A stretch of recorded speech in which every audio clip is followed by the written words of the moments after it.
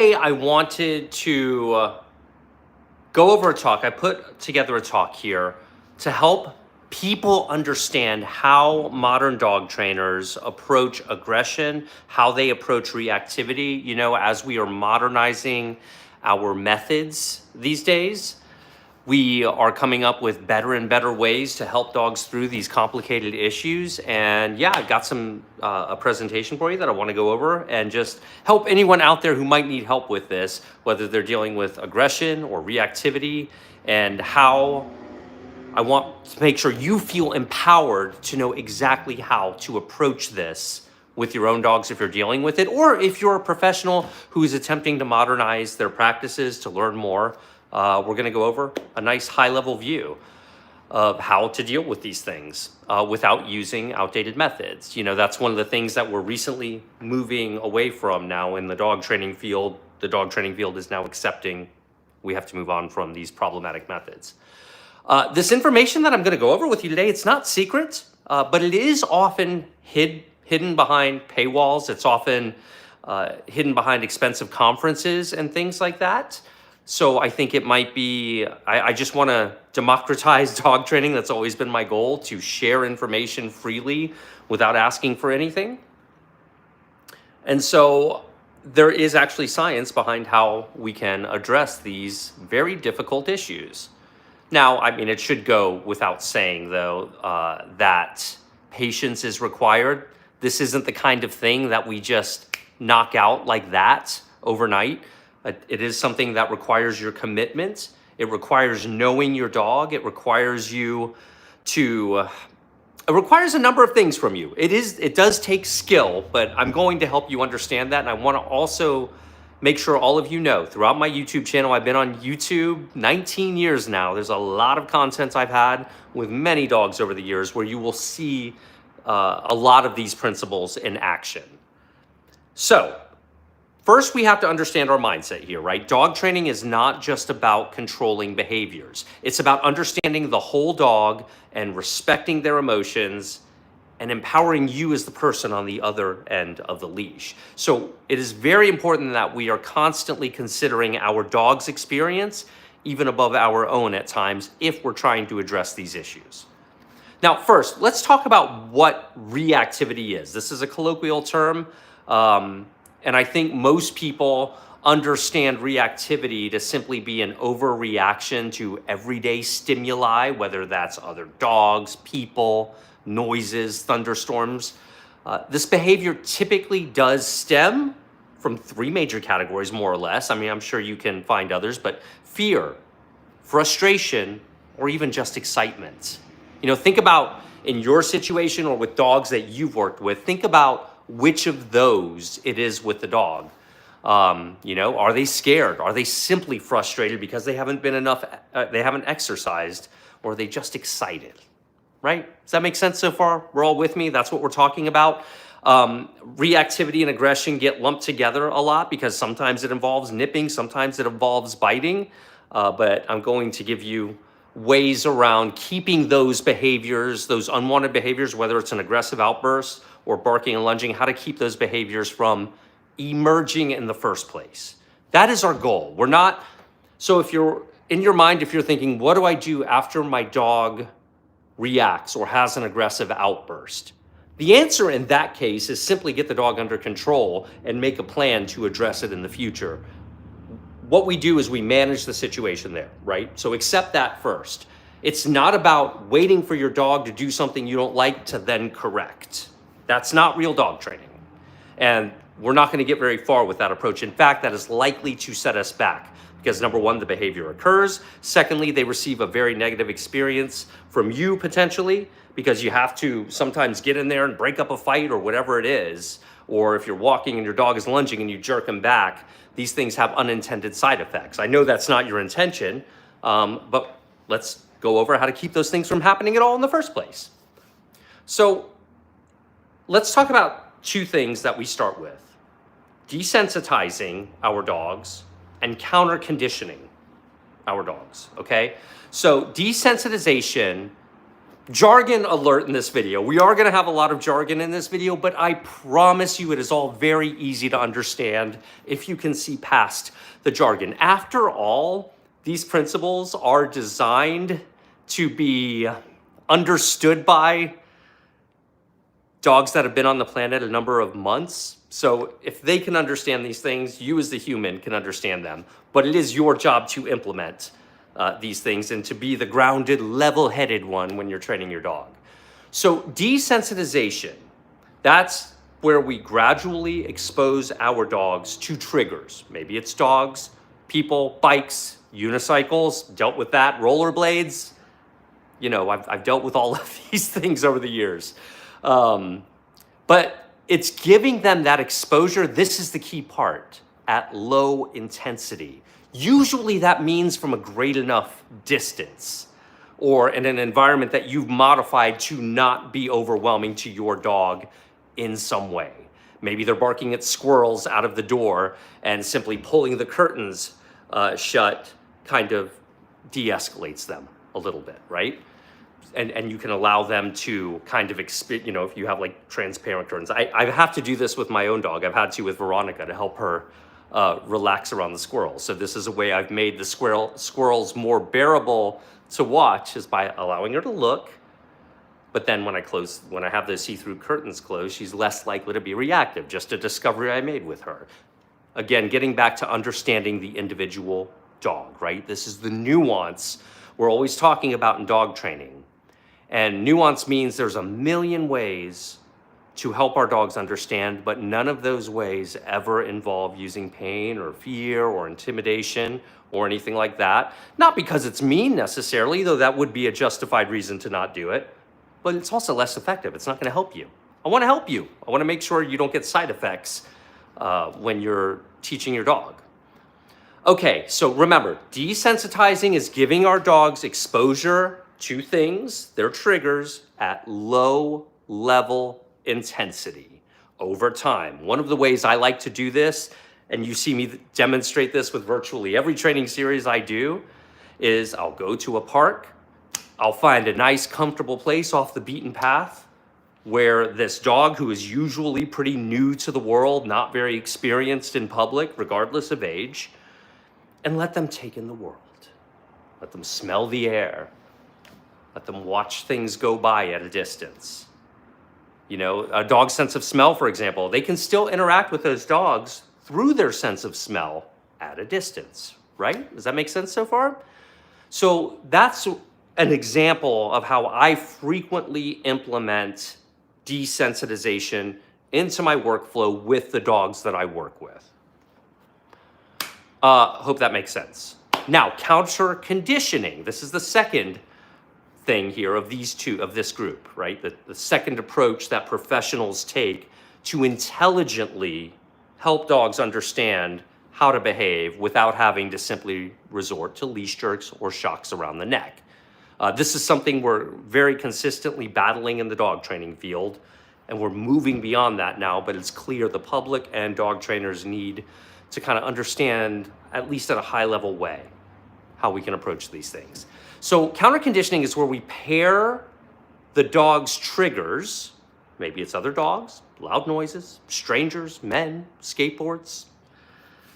It's where we pair those experiences with something they like in that moment. Now, remember what we said about desensitization, low level intensity. If your dog is already in a full-on reaction, they're not going to be responsive to the treats in your hand. They're not going to be responsive to playing with a toy in most cases. I'm sure many of you have experienced that. That's not the time that we train our dogs. So when we're counter-conditioning our dogs, we pair things they like in that de-escalated frame of mind that the dog is in at that time, right? Before they're likely to react. So oftentimes when I do these desensitization sessions by going to the park for an hour or two, just chilling and let the dog experience the environment, I will often pair that with some counter conditioning. Since I'm in a low-key environment for the dog, it's not overwhelming to them. Sometimes I try and get them to play a little fetch, right? Or tug of war. And would you know it? Sometimes when you start playing that tug of war, A dog walks by 50 meters away. They look out of the side of their eyes, but then they continue to engage in the game of tug.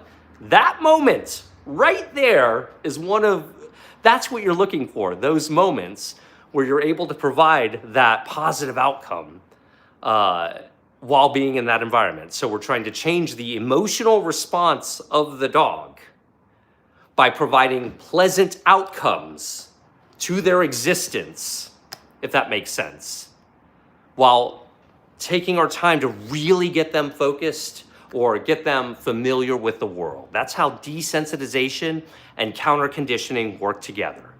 A very fancy way of simply saying, I'm gonna let my dog exist and I'm gonna play with them or give them treats or anything I can do to make them happy. Could have just said that probably. I avoid using jargon in a lot of my dog training content, but I think it's, words have meaning and they have their place. So that's why I really wanted to go over this here. Now, we're not done. We're just getting started here. And this does underscore why modern dog training is indeed a skilled profession. Being that we are in an unregulated field, a lot of dog trainers do not know this information that I'm going over with you right now. In fact, dare I say, 80% of them probably don't know. I don't say that to make myself look better. It's just, that's what you would expect in an unregulated profession. You have a lot of folks who wing it. Okay, so let's go even deeper. Modern trainers also use something called differential reinforcement. This is where we actively teach dogs alternatives to unwanted behaviors. So I want to give you some examples of key types of differential reinforcers, each with practical examples here. So let's first talk about, and again, remember, don't glaze over because of the jargon here. Differential reinforcement of an alternative behavior. Let's talk about it. So this often involves rewarding a specific desirable behavior, specific kind of being key here, that is a better choice than reacting aggressively, for example. Like when your dog sees another dog and they turn to look at you calmly and you follow that up with a treat, I'm gonna reinforce that alternative behavior right there, because you know what? They didn't bark at the dog, they looked at me. These are the tiny moments you have to look for if you're serious about addressing this issue, either professionally or as a pet guardian at home. You have to be committed to recognizing those tiny moments, especially in the beginning when your dog is doing something that you don't want them, doing something you want them to do in place of the thing that they're not doing. Do you see what I mean? I hope that makes sense. Sometimes just those tiny moments are what allow you to get your foot in the door. And if you can get your foot in the door, you can break that thing wide open and make progress a lot of times. The alternative, with punishment-based methods, unfortunately, is they slam that door. They don't give the dog the opportunity to originate and think from the inside out, to understand how to overcome these fears, these emotions. Okay, differential reinforcement of an alternative behavior. Does that make sense? Just reward them periodically for doing something other, or when they're doing something different than aggressing towards something or reacting or whatever your situation is. Now let's talk about differential reinforcement of an incompatible behavior. This is the one that I love. I really try to use this wherever I can because this is where we reinforce behavior that is incompatible with the reaction, that is incompatible with the aggression or the barking or whatever the case may be. Huge spider on my shoulder. Is that true? I don't see a spider on my shoulder. Anyway, you guys, yeah, you're funny. Okay. Okay, so differential reinforcement of an incompatible behavior. Let me give you an example of where I frequently will use this. Like if my dog is barking right here, when I first moved into this house, my dog would bark out of the window when dogs would walk by, when people would walk by, right? So I would focus on calling my dog because I always have treats in my pocket. I'm always ready to reinforce. I would focus on calling my dog because they can't be at the window barking and running to me at the same time. That's a good example of differential reinforcement of an incompatible behavior. Now, that does require you to work on your recall in moderately distracting situations ahead of that, of course. I hope that makes sense. You want to make sure that you can throw a toy and call your dog away from the toy, for example, right? So, differential reinforcement of an incompatible behavior. Now we're going into our last major differential reinforcement. It's differential reinforcement of other behavior. They call that a DRO. And that's simply where you're giving your dog something they like for anything else that they're doing other than the reactivity or the aggression in this particular case. Does that make sense? So that's what we're really focused on in these instances. Any other thing. You know what? You're walking next to me. You're not lunging at that dog. Fine. Here's a treat. Fine. Here's a game of tug. I love it. I'm going to reinforce you. I'm going to make you feel good. We're going to make sure that the dog is comfortable and in an environment where they can actually take direction. I hope that makes sense. All right. Now, this is perhaps I should have led with this, but this is, if you want to stop any unwanted behavior, you can do it right now. You can do it easily right now through environmental management. If you have two dogs that are not getting along in the house and they're routinely getting in fights and you don't know what to do about it, you can immediately separate those dogs while you work on the reinforcement things we're talking about, the differential reinforcement of incompatible behaviors, alternative behaviors, other behaviors, all of that, counter conditioning, desensitizing. Don't be overwhelmed. You can go back and take it in, all right? But you can immediately stop the fighting by separating the dogs or rotating them in and out or whatever, or making sure you exercise them so they're likely to be at ease. If your dog isn't coming back to you when you call them, right, you can always manage that by having your dog on a leash. There are always ways to manage the environment and manage your dog to bring an immediate stop to any unwanted behavior, more or less, that I can think of, especially in these cases. Okay, so environmental management. This is where we have to proactively adjust our surroundings. I cannot underscore how important this is. This is not something you just want to, if you hear nothing else today, I want you to hear this. When you proactively adjust your surroundings to help your dog avoid unexpected triggers, this can involve walking your dog during quieter times of day, for example. Or after it's rained recently, that is another good time to get out there and take a reactive dog for a walk if you're working on this. You can use visual barriers sometimes. We talked about that earlier with the squirrels, for example. But environmental management, if you're taking a walk in the real world where you can't really control everything, you can create distance from the thing. That's a way to manage the environment. So if you're walking head on close to a dog, you know your dog is going to react. It's okay to cross the street. It's okay to turn around or, go up the stairs for a second. So that's typically what I will do in the beginning, especially with a dog. That doesn't mean we're running from the things. It means I'm going to give my dog the space they need to take this situation in, make sense of it, get reassurance from me as their guardian. That's why we do these things. And it does require consistency. It involves you getting to know this very complex, deeply intelligent and feeling being, right? That's what we're working with, and we should never forget that. We should always respect the dogs when we're working with them, especially if we're professionals. And I have to say this as a public service announcement. If you've hired a professional and they are not respecting your dog's autonomy, if they're not respecting your dog's boundaries, if they are jerking your dog around by the neck, if they are shocking your dog, these are not real professionals. Now, our industry is loaded with people who use these methods. Between 50 and 80% probably do. As I said before, it's an unregulated industry. Most dog trainers are imposters. They just are. That's the reality we live in. We're working on cleaning that up. If we do, that'd be great.